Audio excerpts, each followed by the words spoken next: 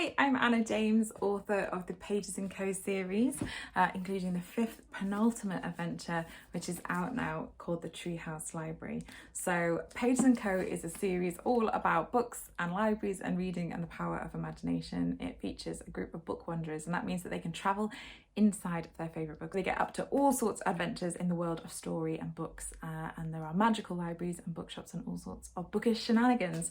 In the Treehouse Library, they go to places including the Secret Garden, the Owl and the Pussycat, Jabberwocky, and even some Robin Hood myths. This picks up immediately after the end of book 4, The Book Smugglers, but if you need a refresher, don't fret, because we do have a little previously in Pages & Co at the start of the books to help you recap.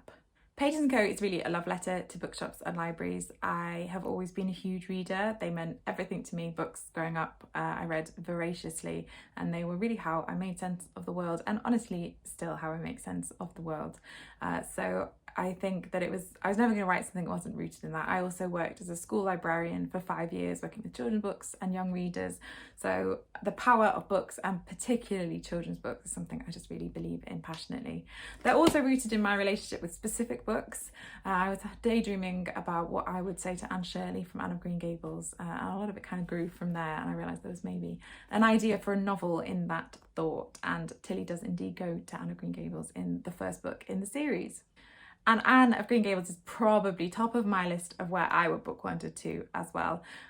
Because of the characters. I would love to meet Matthew and Marilla and Anne and Gilbert Blythe, of course. But also, crucially, it's not too dangerous. A lot of my favourite books, I'm not sure I would want to book wander into them because they would be scary and dangerous. I love the Northern Lights books, but I think they would be a pretty intense place to go to. You would have to really aim for a very specific safe bit if you didn't want to get caught up in polar bear fighting or dark magics, which I don't particularly. So Anne of Green Gables would be top of the list.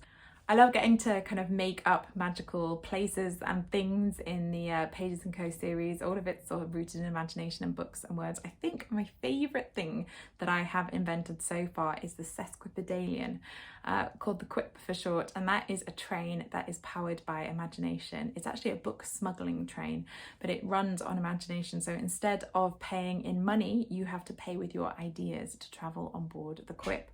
It is run by Horatio, who is a book smuggler who goes to find dangerous and secret and magical books which are hidden all over the place for his client. And his nephew, Milo, is one of the heroes of the books as the series goes on. So we meet him in book 3 for the first time, and his story becomes very important to the whole Pages & Co adventure.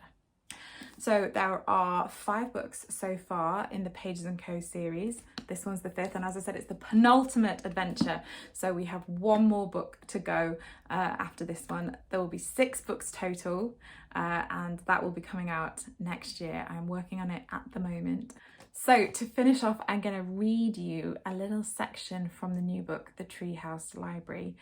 This features Milo and his friend Alessia, and they are with a character called Rosa, who we meet properly in the 5th book, but we have heard mentioned in the 4th book as the botanist. So they go and find her, and they are on the hunt for some ingredients to make a cure for a poisoned book. And they are inside a book during this reading, but it will become very obvious where they are. So this is from the Treehouse Library. A man burst down the path in front of them and barreled right into Milo, putting his hands on his shoulders. "Beware the Jabberwock, my son, the jaws that bite, the claws that catch," he shouted into Milo's face. "Oh, no, you've made a mistake," Milo said, backing away. "I'm not your son, and don't worry, I already beware the Jabberwocky. I don't want to meet him at all. Beware the Jub-Jub bird and shun the frumious Bandersnatch," the man continued, ignoring Milo. "I swear, I don't want anything to do with any of them," Milo said. "Please, you're looking for someone else." The man didn't acknowledge what Milo had said, but instead produced from a scabbard a shining sword, pressing it into Milo's hand. "'Tis here for you, the vorpal sword. Take care, my son, and rest a while. Look there, the tum-tum tree abides, to lean upon before your trial."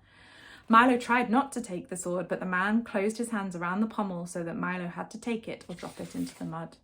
"This really isn't mine," Milo protested in horror. "I don't know what to do with a sword. I don't want to have a trial, and I don't want to fight the Jabberwock."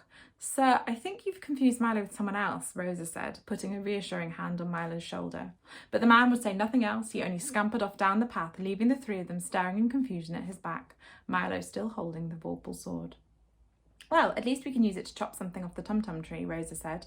"And now we know which one it is, because that man pointed it out. Why don't you two go and cut a bit off while I get my kit ready?" But before Rosa could even take her backpack off her shoulders, they heard an almighty roar from very, very close by, and then through the trees burst the Jabberwock, eyes aflame.